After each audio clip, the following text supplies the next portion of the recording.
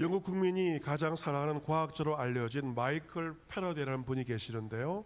이 마이클 패러데이에게 영국에서 다양한 혜택과 명예로운 자리를 제안하였지만 그는 그 모든 것을 다 거절하였습니다.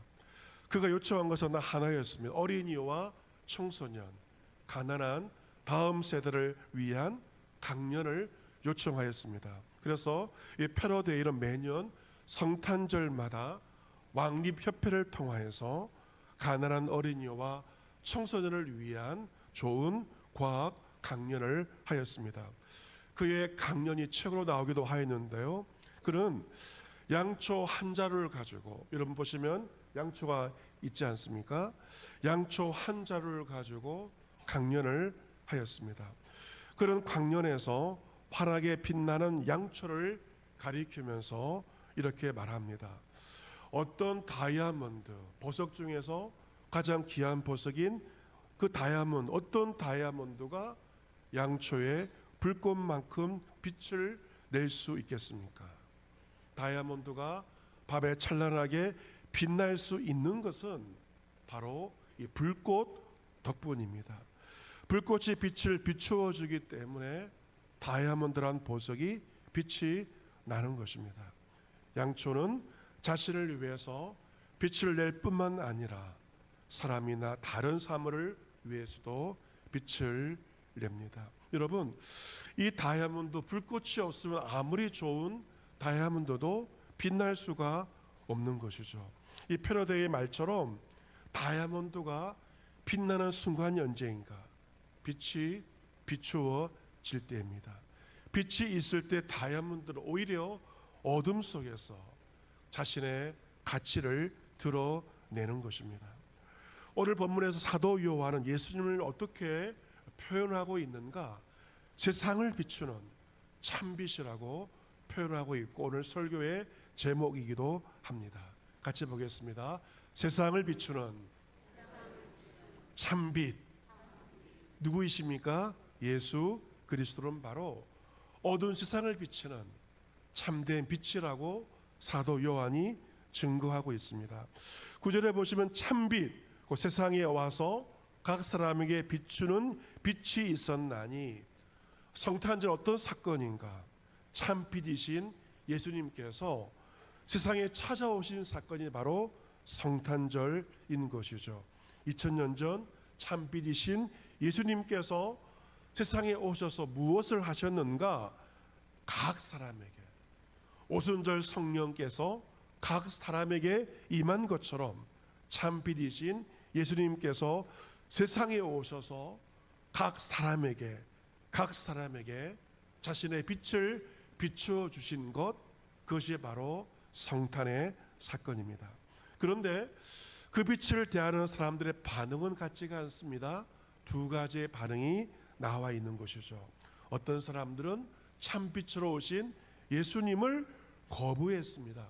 10절에 이것을 말하고 있습니다. 그가 세상에 계셨으며 세상은 그로 말미암아 지은 바 되었으되 세상이 그를 알지 못하였고. 우리 예수님은 말씀으로 세상을 창조하신 창조주입니다. 우주 만물은 예수님으로 말미암아 지은 바 되었는데, 창조주 예수님께서 세상에 오셨을 때 세상의 사람들은 예수님을 알아보지 못하였습니다. 그를 알지 못하였다는 것은 눈이 가리워져서 영적으로 무지하기 때문에 예수님이 어떤 분인지 알지 못하였습니다. 그래서 11절, 자기 땅에 오매 자기 백성이 영접하지 아니하였다. 이 땅은 사람들의 땅이 아니고 예수님의 땅이며 예수님의 소유입니다. 이 땅에 우주 만물을 지으신 예수님께서 자기 땅에 오셨지만 자기 백성이 영접하지 않습니다. 예수님을 오히려 거부하고 말았습니다.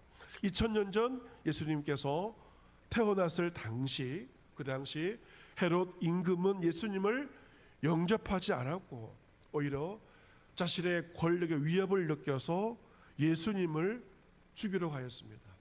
예수님과 비슷한 나이의 유아들을 무참하게 학살하기도 하였습니다. 그리고 대제사장과 서기관들과 바리새인들도 결국 예수님을 영접하지 않았고 오히려 예수님을 십자가에서 죽여버렸습니다. 그 사회의 중심부에 있던 권력을 가진 자들, 그리고 중심부에 있던 자들은 예수님을 영접하지 않았습니다. 하지만 예수님을 영접한 자들도 있었죠. 예수님이 태어났을 때 들판에서 밤을 지새우며 양을 치던 목자들은 예수님을 영접하였습니다. 그리고 예루살렘 성전에서 기도하며 금식하며 구세주의 오심을 기다리던 과부 안나는 성전에서 예수님을 영접하였습니다. 그 사회에서 배척받던 세리들, 창녀들, 죄인들, 병자들은 예수님을 영접하였습니다. 높은 자가 아니라 낮은 자들이 예수님을 구원자로 영접하였습니다. 본문 12절에 영접하는 자, 그 이름을 믿는 자들에게는 하나님의 자녀가 되는 권세를 주셨으니 라고 되어 있습니다. 여러분, 예수님을 영접한다는 것은 무엇인가? 그 이름을 믿는 것이죠. 예수를 믿는다는 것은 내 마음의 중심부에 가장 중요한 자리에 예수님을 모셔드리는 것입니다. 그리고 내 마음대로 살지 않고 내 중심에 계신 예수님의 다스림 가운데 살아가는 것, 그것이 바로 예수님을 영접하는 것이고 예수 그리스도를 믿는 것입니다. 우리 교회에서 다음 주일날 성탄절을 앞두고 교회 학교에서 성탄 축가 발표회를 잘 준비하고 있습니다. 이 캐나다, 이것은 우리나라만이 아니라 전 세계에서 성탄절을 앞두고 축가 행사를 가지고 있는데, 캐나다의 한 교회에서도 크리스마스의 연극을 공연하였습니다. 그런데 그 교회에는 정신지체와 정신이 좀 모자란 랄프라는 아이가 있었습니다. 이 랄프가 교회의 연극에 참여하고 싶다고 해서 졸랐습니다. 그래서 연극팀은 가장 할 일이 적은 여관 주인, 베들레헴 여관 주인의 역할을 맡겼습니다. 랄프의 배역은 단순했습니다. 요셉과 마리아가 여관문을 두드릴 때 한마디 대사입니다. 방이 없어요. 그 말만 하면 되는 것이었습니다. 처음에 노크를 하였을 때 랄프는 역할을 잘 소화했습니다. 침착하게 방이 없어요 라고 자신의 배역을 감당했습니다. 그런데 두 번째 그 요셉과 마리아가 노크를 했을 때 랄프는 눈물을 글썽이면서 방이 있어요, 내 방으로 오세요 라고 말하였습니다. 랄프는 그날 연극에서 사고를 친 것이죠. 하지만 그 사고는 위대한 사고였고 많은 사람들에게 감동을 주었습니다. 내 방으로 오십시오. 예수님, 이곳에 방은 없지만 내 마음의 방으로 오셔서 나의 주인이 되어 달라고 랄프가 이야기를 한 것입니다. 요한계시록 3장 20절에 볼지어다 내가 문 밖에 서서 두드리고 있다. 누구든지 내 음성을 듣고 문을 열면 내가 그에게로 들어가 그와 더불어 먹고 그는 나와 더불어 먹으리라 말씀이 있습니다. 주님을 영접한다는 것은 이 시간 내 마음 문을 놓고 하시는 주의 음성을 듣고 닫힌 내 마음의 문을 살짝 여는 것입니다. 내 마음 문을 열기만 하면 빛이신 주님께서 내 안에 찾아 들어오십니다. 주님의 빛으로 말미암아 내 속에 있는 어둠은 사라지고 주의 빛으로 말미암아 나는 다이아몬드와 같이 빛나는 존재가 됩니다. 이처럼 예수님을 믿고 영접하는 자에게 어떤 권세가 있는가? 하나님의 자녀가 되는 놀라운 권세가 있습니다. 천지 만물의 창조자이신 하나님을 누구로 부르는가? 나의 아버지로 부르는 것이죠. 하나님께서 나의 아버지이고 나는 그의 자녀가 됩니다. 육신의 자녀에게도 자녀로서의 권리가 있는 것처럼 하나님의 자녀들에게도 권리가 있고 권세가 있습니다. 한평생의 삶을 하나님께서 책임져 주시고 보호하여 주십니다. 육신의 부모가 자녀에게 마지막으로 상속을 하는 것처럼 하나님께서도 우리에게 상속을 주십니다. 어떠한 상속이십니까? 이 땅을 떠날 때 영원한 나라, 천국 빛의 나라에 들어가게 하십니다. 이 모든 것은 바로 하나님의 자녀가 누리는 권세인 것이죠. 본문 13절에 이는 혈통으로나 육정으로나 사람의 뜻으로 나지 하고 오직 하나님께로부터 난 자들이니라 라고 되어 있습니다. 여러분, 예수님을 믿고 영접하는 자들이 누구일까요? 혈통과 육정과 사람의 뜻으로 난 자들이 아니라 오직 하나님께로부터 난 자들입니다. 하나님께로부터 난 자라는 것은 하나님께 택함을 받은 자들입니다. 하나님께 택함 받은 자들은 반드시 예수님을 나의 구원자로 영접하게 되어 있습니다.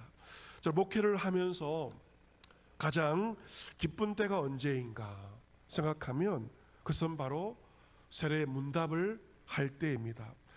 세례를 받겠다고 결심한 사람들에게 교회가 세례 교육을 하고 그리고 문답을 하고 그 다음에 가장 중요한 질문을 체크하게 됩니다. 확인하게 됩니다. 그것은 바로 당신은 예수 그리스도를 당신의 구원자로 믿습니까? 라고 질문을 하게 됩니다. 그때 네 믿습니다. 아멘. 자신의 신앙을 고백하는 그 순간이, 질문하고 답을 기다리는 그 순간이 얼마나 긴장되면서도 얼마나 기쁜지 모릅니다. 한 사람이 예수님을 알고 예수님을 믿고 하나님의 자녀가 되는 것만큼 참으로 기쁜 일은 세상에 없는 것이죠. 어떻게 그 일이 가능한가? 사람의 힘으로 되는 것이 아니, 물론 세례 교육도 필요하고 말씀 교육도 필요하지만 그것만으로 되는 것은 아닙니다. 하나님께로부터 난 자들, 하나님께서 택하신 자들이 예수님을 영접하게 됩니다. 저와 여러분이 예수님을 알게 되었고 예수를 믿게 되어서 하나님의 자녀가 된 것은 기적 중의 기적입니다. 어떻게 나 같은 사람이 예수님을 믿게 되었을까? 저희의 그 가정도 보면 그 시골 저희 아버지의 고향은 정말 유교와 불교로 가득 찬 곳이었습니다. 예수를 믿는 곳이 한 사람도 없는, 예수 믿는 사람이 한 사람도 없는. 그래서 지금도 저희 고향 마을 사람들은 저 마을에서 목사가 나왔대, 주변 사람들이 지나가면서 그런 말을 한다는 것입니다. 유교와 불교로 가득 찬 그곳에서 목사가 나왔다. 동네 사람들이 보기에도 놀랄 만한 일인 것이죠. 어떻게 나 같은 사람들이 예수님을 믿어 하나님의 자녀가 되었을까? 이것은 기적 중에 기적인 것입니다. 여러분 가운데 사람도 잘 믿지 않는 사람이 있을 것입니다. 사람을 경계하고 저 사람이 누구지라고 하면서 사람을 경계하는 사람이 있을 것입니다. 하지만 여러분이 눈에 보이지 않는 예수님을 믿는다는 것은 상상할 수 없는 일인 것입니다. 어떻게 이 일이 여러분에게 가능한 것이며 예수님을 믿게 된 것일까? 이유가 나와 있죠. 그것은 여러분이 하나님께로부터 난 자이기 때문에 그렇습니다. 하나님께서 여러분을 만세 전에 택하셨기 때문에 하나님의 은혜로 예수님을 구원자로 믿게 되었습니다. 예수님을 믿기 이전의 모습, 나에게는 어둠이 있었습니다. 연약함이 있었고 슬픔이 있었고 두려움이 있었고 죄로 가득하였습니다. 하지만 그러한 나에게 참된 빛이 되신 예수님께서 찾아오셨습니다. 내가 예수님을 영접하고 믿음으로 말미암아 그의 빛이 나에게 임하게 되었고 어두움은 사라지게 되었습니다. 나는 예수님으로 말미암아 빛나는 인생이 되었습니다. 여러분, 이 놀라운 은혜를 입은 우리가 해야 할 일은 과연 무엇일까요? 그것은 나에게 찾아오신 주님의 참된 빛을 누군가에게 전하는 것, 세상에 전하는 것입니다. 이번에 노벨 문학상을 수상한 한강 작가, 여러분 잘 아실 것입니다. 한강 작가의 아버지가 소설가 한승원 씨인데, 그 작은 아버지가 목회자이십니다. 목사님이신데요, 침례 교단인 행복이 넘치는 교회에서 목회하시는 한충원 목사님이십니다. 한 목사님은 형님 가족의 구원을 위해서 오랫동안 기도하셨다고 합니다. 하지만 안타깝게도 한 목사님은 조카의 수상 소식을 들었지만 축하할 길이 없었다고 합니다. 왜냐하면 가족 간에도 종교의 갈등으로 말미암아 오래전 이 한 목사님은 형님 가족과 관계가 단절된 상황이 되어버렸습니다. 이 종교 갈등으로 말미암아 가족 관계가 상처나는 과정이 생각이 나서 한 목사님이 많이 우셨다고 합니다. 목사님은 조카의 노벨 문학상 수상 소식 직후에 이런 소망을 가지고 기도하고 있습니다. 우리에게 절망을 안겨주는 이 세상을 밝게 비추어주고 세상에 소망을 안겨준 작품을 쓴다면 얼마나 좋을까 하는 소망을 가지게 되었습니다. 조카가 예수 그리스도를 통해 하나님의 빛을 받아 그 빛을 세상에 비추기를 소망하고 있습니다. 과거 한강 작가가 매스컴에서 나도 참빛을 찾고 싶다고 말한 적이 있다고 합니다. 이 조카가 세상을 비추는 참빛이신 예수 그리스도를 만나 온 세상에 사랑과 평화와 위로를 안겨주는 위대한 작가가 되기를 위해서, 조카를 위해서 삼촌 한충원 목사님이 기도하고 있습니다. 그 기도의 제목은 여전히 우리의 기도의 제목이 되어야 할 것입니다. 우리 각자, 우리 자녀들이 참빛 대신 예수 그리스도를 만나 그 빛을 통하여 온 세상에 참된 평화, 참된 위로를 안겨주는 그러한 빛의 자녀의 사명을 우리와 우리 자녀들이 감당할 수 있어야 할 것입니다. 또한 우리가 살고 있는 이 땅 조국 대한민국을 위해서 기도하며 빛의 자녀의 사명을 감당하여야 합니다. 우리 국민들은 지나간 한 주 참 힘든 그런 한 주를 보내게 되었습니다. 나라가 참 어려움에 처할 뻔한 그러한 상황이지 않았습니까? 그래서 그 모든 일들을 우리가 목도하면서 나라와 민족을 위해서 기도하는 그러한 한 주간을 여러분도 보내었을 것입니다. 우리 조국은 참 수많은 어려움이 있었고 위기와 어려움 가운데 기도로 말미암아 전적인 주님의 도우심 가운데 여러 고비들을 이겨내며 여기까지 오게 되었습니다. 1950년 6.25 전쟁 당시 전쟁 발발 40여일 만에 남한의 대부분이 북한군의 점령을 당하였습니다. 낙동강 방어선만 남아 있었습니다. 그때 성도들은 가만히 있지 않았습니다. 당시 부산의 초랑교회 주기실 목사님께서 목회하시기도 하셨던 초랑교회를 비롯해서 부산의 강복교회 등등 여러 부산의 교회에서, 그리고 구덕운동장에서, 해운대 백사장에 모여서 성도들이 어려움에 처해 있는 나라 민족을 위해서 구국기도회를 하였습니다. 그 기도회는 8월 말부터 9월 중순까지 이어지게 되었습니다. 간절한 기도가 기적적으로 응답되었습니다. 그것은 바로 5,000분의 확률을 뚫고 인천 상륙작전이 성공한 것입니다. 메가더 장군은 그 작전을 성공시킨 다음에 당시 이승만 대통령에게 말했습니다. 하나님의 은혜로 한국의 수도를 해방하게 되었다. 나의 전술과 전략이 아니라 하나님의 은혜로 한국의 수도를 해방하게 되었다.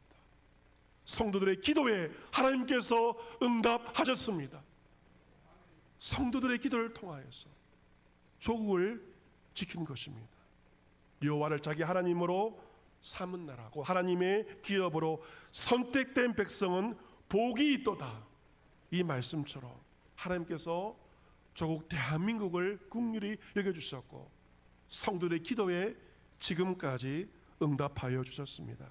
지난주 국민들의 모든 시선은 국회를 향했습니다.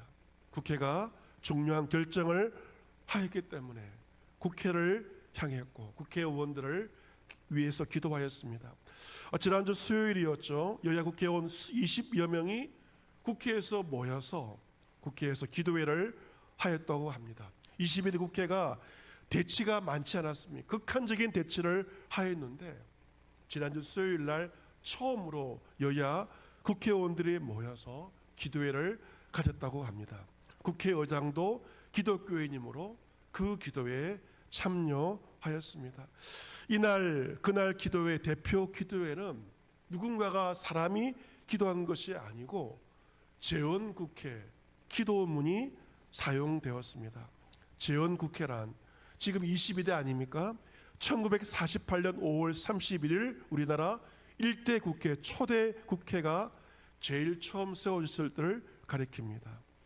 현재 이 어려움 가운데서 초심으로 돌아가자 그 마음으로 재헌국회 당시의 기도문을 낭독하였고 나라 민족을 위해서 기도한 것입니다. 1948년 5월 31일 재헌국회가 개회되었을 때 당시 임시의장의 제안으로 제일 먼저 기도를 먼저 하였습니다. 이윤영 목사님께서 기도하셨는데 이 목사님은 일제시대 독립운동가셨고 재헌국회에서 종로구 국회의원으로 선출되셨는데 목사님께서 이렇게 기도하셨습니다. 우주와 만물을 창조하시고 인간의 역사를 섭리하시는 하나님이시여 이 민족을 돌아보시고 이 땅에 축복하셔서 감사가 넘치는 오늘이 있게 하심을 감사하나이다. 하나님이시여 남북이 둘로 갈리어진 민족의 어려운 고통과 수치를 신원하여 주시고 원통한 일을 풀어주시고 우리 민족 우리 동포가 손을 같이 잡고 웃으며 노래 부르는 날이 우리 앞에 속히 오기를 기도하나이다.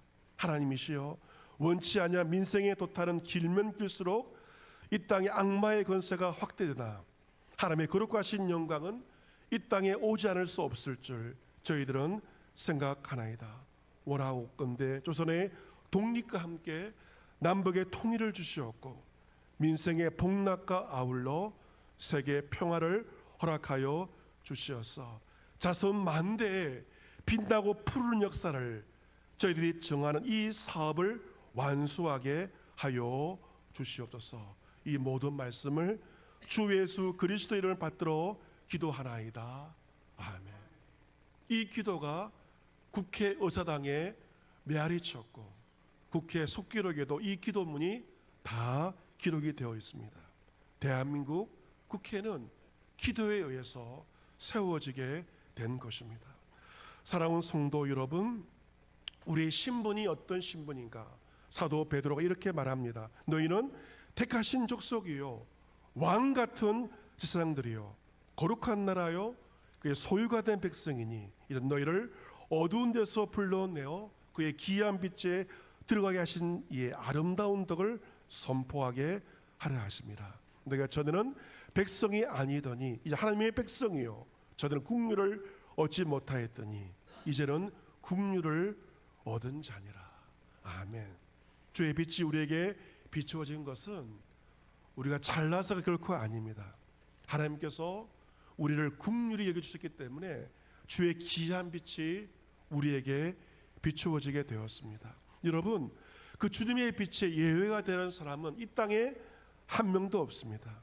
대통령에게도 국회의장에게도 여야 국회의원들에게도 어젯밤 여의도에 모였든지 강화문에 모였든지 부자이든지 가난한 사람들에게 각 사람마다 주의 빛이 비추어집니다. 낮의 해와 밤의 달이 모두에게 비추어지는 것처럼 주의 빛은 각 사람에게 비추어집니다. 빛이신 주님을 영접하기만 하면 어두움 가운데서도 주의 빛을 바라며 빛나는 보석과도 같은 삶을 살아갈 수가 있습니다. 나와 세상의 어두움과 인악함을 바라보지 마시고 빛이신 주님을 바라보시기를 바랍니다. 그리스도인들 참빛이신 주님을 바라보며 따라가는 사람들입니다. 아무리 앞길이 어두워 보인다 할지라도 참빛이신 주님을 바라보고 그 빛을 따라간다면 우리는 길을 잃어버릴 염려는 없습니다. 주의 빛을 따라 걷다 보면 나를 통해 빛을 본 사람들이 한 사람 한 사람 어둠에서 나와 나를 따라 빛을 따라 걸어가게 될 것입니다. 이번 한 주 이 나라 이 민족 백성이 바라봐야 할 이는 참빛 대신 주님 한 분이십니다. 서로를 바라보고 이야기를 하면 싸움만 납니다. 국론이 분열되고 백성들의 마음이 나뉘어질 것이지만 주님을 함께 바라볼 수 있다면 저국 대한민국은 주 안에서 하나가 되며 빛을 향해 나아갈 수가 있을 것입니다.